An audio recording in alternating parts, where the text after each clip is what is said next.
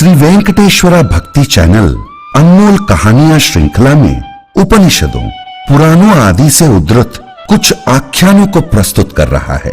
आशा है कि बच्चों को कथान के माध्यम से उनके चारित्रिक उत्थान के लिए यह प्रस्तुति अत्यधिक प्रभावशाली होगी। ओम नमो वेंकटेशाय।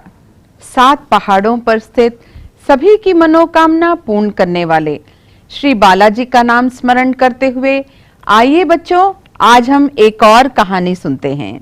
फिर कहानी सुनने को तैयार हो? हाँ चाची। कौन सी कहानी चाची? मैं ये बताऊं कि कौन सी कहानी, उससे पहले मैं करूंगी कुछ प्रश्न।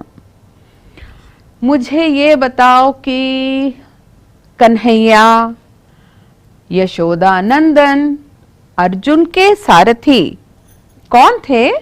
भगवान श्री कृष्ण। उनके बेटे का नाम? प्रद्युम्न। हाँ, उनके बेटे का नाम? अनिरुद्ध। शाबाश। इसका मतलब यह हुआ कि ये लोग कहानियां पढ़ती रहती हैं। आप लोग भी पढ़ोगे?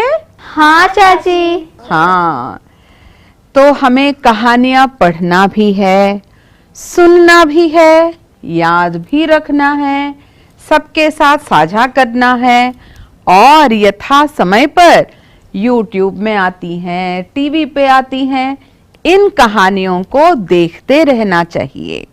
ठीक है? हाँ चाची। चलो, अब मुझे बताओ मैं कौन सी कहानी सुनाऊंगी? भगवान श्री कृष्ण की? नहीं। अनिरुद्ध की? हाँ, अनिरुद्ध की कहानी। तो अनिरुद्ध के बारे में हमें भागवत पुराण, विष्णु पुराण, शिव पुराण और महाभारत से अनिरुद्ध के बारे में बहुत सी जानकारी प्राप्त होती है।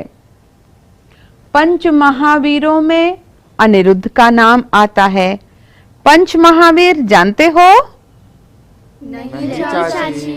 पंच महावीर हैं कृष्ण, वासुदेव, संकर्षण, प्रद्युम्न और अनिरुद्ध।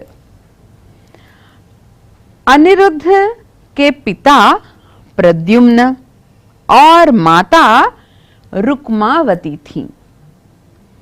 ये कृष्ण और रुक्मिणी के पोते थे।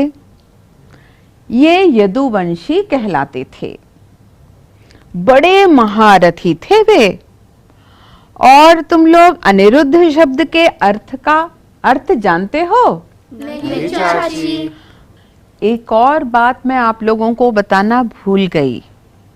वह यह कि बाणासुर बड़ा शिव भक्त था और उसकी भक्ति से खुश होकर शिव ने उसे 1000 भुजाएं दी। 1000 और 1000 भुजाएं प्राप्त कर बाणासुर बड़ा घमंडी हो गया। उसको बड़ा गर्व था कि मेरी 1000 भुजाएं हैं। किसी के तो होते नहीं है। अब उस घमंड से वह इतना ज्यादा प्रेरित हो गया कि उसने शिव को बुलाया कि आइए मुझसे आप युद्ध कीजिए। शिव ने कहा कि अरे, मैंने तुमको वरदान दिया, मैंने तुमको भुजाएं दी, मुझसे ही लड़ना चाहते हो? और उन्होंने उसको डांटा और कहा कि तुम इस तरह से व्यवहार कर रहे हो, एक दिन तुम्हारा नाश होगा, तुम्हारा पूरा साम्राज्य खत्म हो जाएगा। बाणासुर जैसे शिव का भक्त था, वैसे ही उनकी बेटी उषा पार्वती की भक्त थी। एक दिन वे पार्वती से पूछती हैं कि माता, मेरा पति कौन होगा? तो पार्वती ने कहा कि वैशाख के महीने में एक सपना आएगा। उस सपने में तुम एक पुरुष को देखोगी और वही पुरुष तुम्हारा पति होगा। बस क्या था, उषा अब वैशाख के महीने का इंतजार कर रही थी। उसको लग रहा था कि उसका सपना सच होगा। अब सपना कैसे सच हो रहा है या कैसे होगा वह मैं आपको बताती हूँ। सुन रहे हो ना तुम लोग कहानी? हाँ चाची। तो चित्रलेखा ने क्या किया, जब चित्र बनाया उसने और ये देखा कि उषा ने उस चित्र को पहचान लिया और कहा कि हाँ, यही मेरे सपनों में देखा मैंने व्यक्ति, वो यही है। तो चित्रलेखा ने क्या किया, चुपचाप वहां से गई और ढूंढते ढूंढते उसने अनिरुद्ध को देख लिया। पता लगाया कि अनिरुद्ध कहाँ रहता है, वहां गई और अनिरुद्ध को उषा के महल में ले आई। और महल में अनिरुद्ध को देखते ही उषा की तो खुशी का कोई ठिकाना ना रहा, इतनी प्रसन्न हो गई वह। अब उसके बाद क्या हुआ, दोनों एक दूसरे से इसी तरह मिलते रहे। एक दिन बाणासुर ने यह देख लिया कि अनिरुद्ध उषा के महल में है। वे दोनों प्रेम से बातें कर रहे थे। बाणासुर को आ गया क्रोध और उसने अनिरुद्ध पर हमला कर दिया। अब बेचारा अनिरुद्ध था तो पराक्रमी, परंतु ज्यादा देर तक वह युद्ध नहीं कर पाया। अब हार उसको मानना ही पड़ा।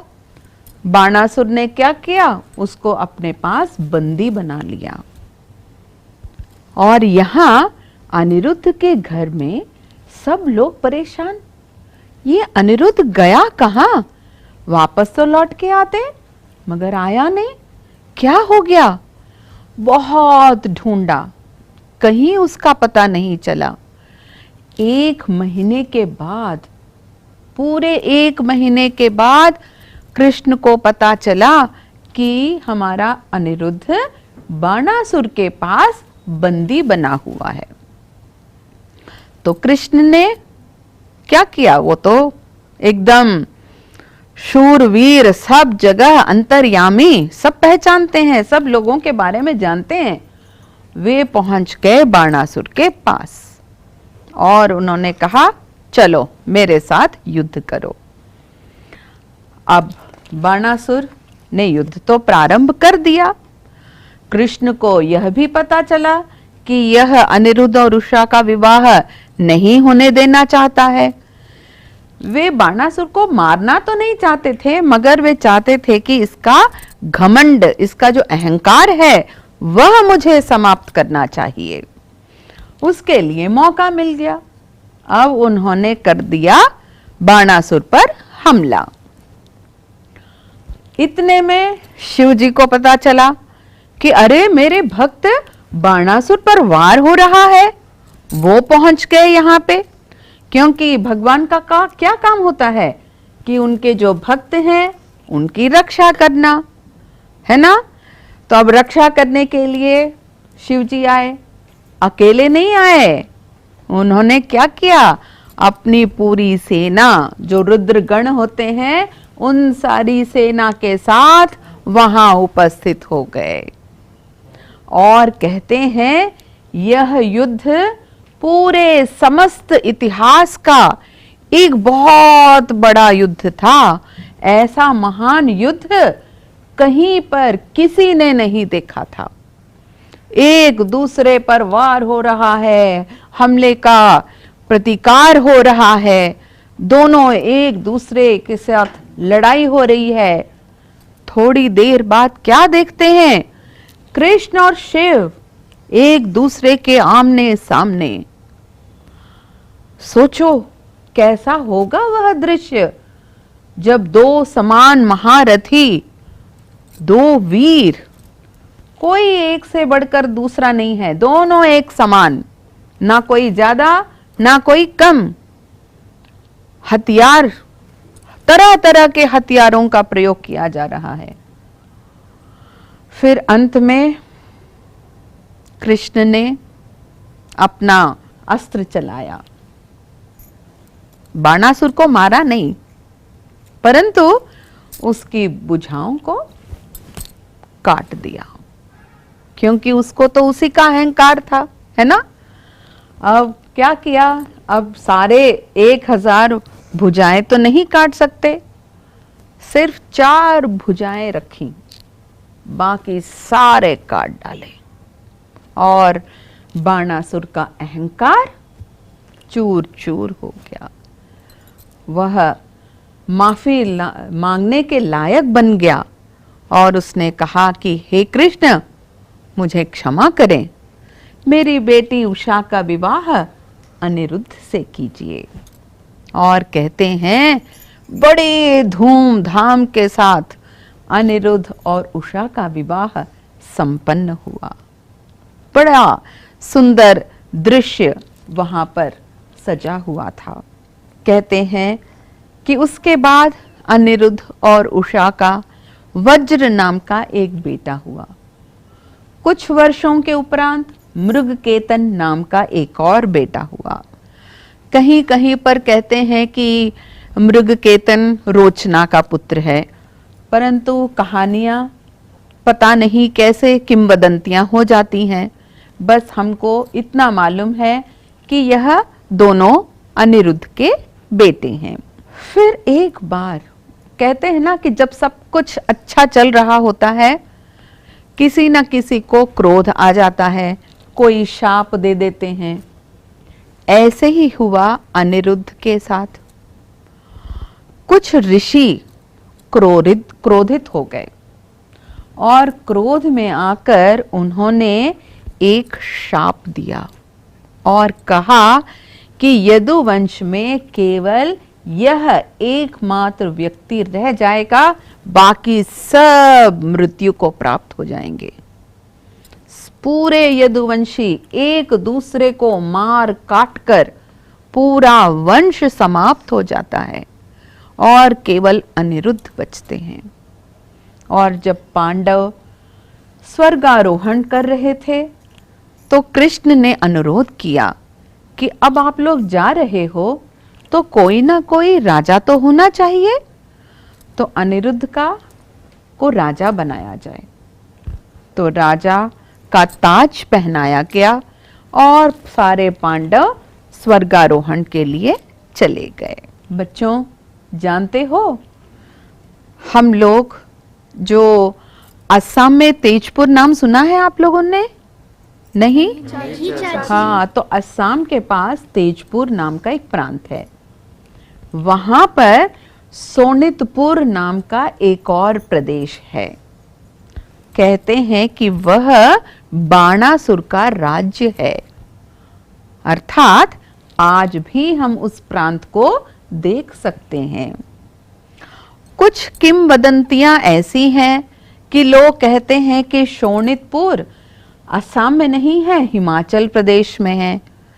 और वहां पर शिमला नाम का एक प्रांत है। जानते हो ना, शिमला तो बहुत प्रसिद्ध है। हाँ, शिमला के पास सराहनपुर नाम का एक प्रांत है, वहां पर शोणितपुर है।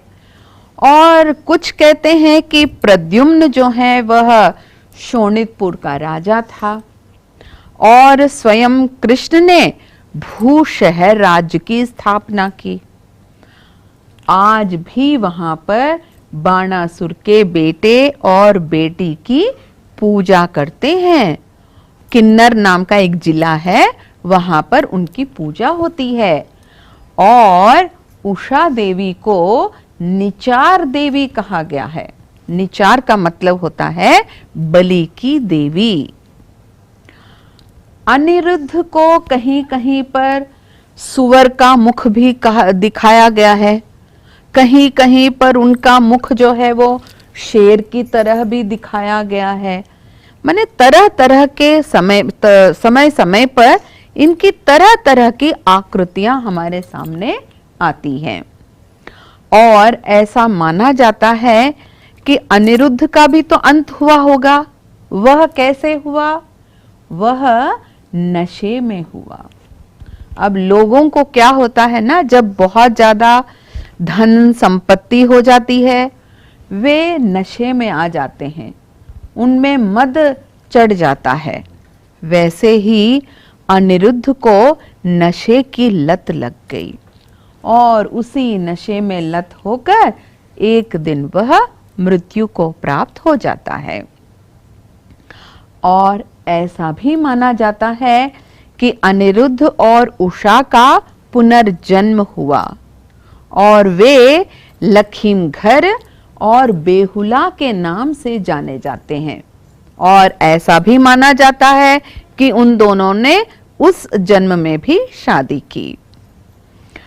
अनिरुद्ध और उषा से संबंधित बहुत सा साहित्य, अनेक कहानियां हमें बंगाली में, असमिया में, गुजराती में, तेलुगु भाषा में भी हमें प्राप्त होती हैं। अच्छी लगी कहानी? हाँ चाची, धन्यवाद चाची। धन्यवाद बच्चों। पौराणिक कहानियां बड़ी ही रोचक होती हैं। एक कहानी में दूसरी कहानी, दूसरी कहानी में तीसरी कहानी, इस तरह से अनेक कहानियां कहानियों में चलती रहती हैं। याद रखना थोड़ा सा मुश्किल है, परंतु वेद उपनिषद जो हमारे आधार ग्रंथ हैं, उनको तो हम पढ़ नहीं पाते हैं, उनको हम याद नहीं रख पाते हैं, परंतु रामायण महाभारत तो हम पढ़ ही सकते हैं, उनको याद भी कर सकते हैं। और अनिरुद्ध, ये सभी कहानियां हमको इसी तरह प्राप्त हुई हैं, तो कम से कम हम इन्हें पढ़कर याद रखेंगे, ऐसा मैं सोचती हूँ। ठीक है? हाँ चाची। एक बात और याद रखो, अनिरुद्ध की कहानी से हमें यह पता चला कि चाहे कुछ हो न हो, मनुष्य में मद या नशा नहीं होना चाहिए। मद या नशा केवल पैसों का ही नहीं होता, या केवल शराब पान करते हो वह भी नहीं है। मद पद का भी हो सकता है, पैसों का भी हो सकता है और नाम का भी हो सकता है। नशा चाहे कैसा भी हो, हमें नहीं करना चाहिए।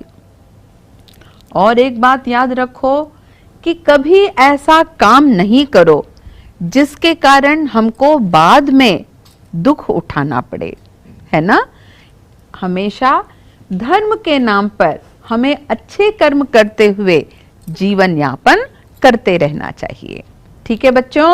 हाँ चाची। नमस्ते चाची। नमस्ते बच्चों। अगले हफ्ते एक और कहानी के साथ हम मिलेंगे अनमोल भक्ति कहानियों में। तब तक के लिए आप सभी को ढेर सारा आशीर्वाद।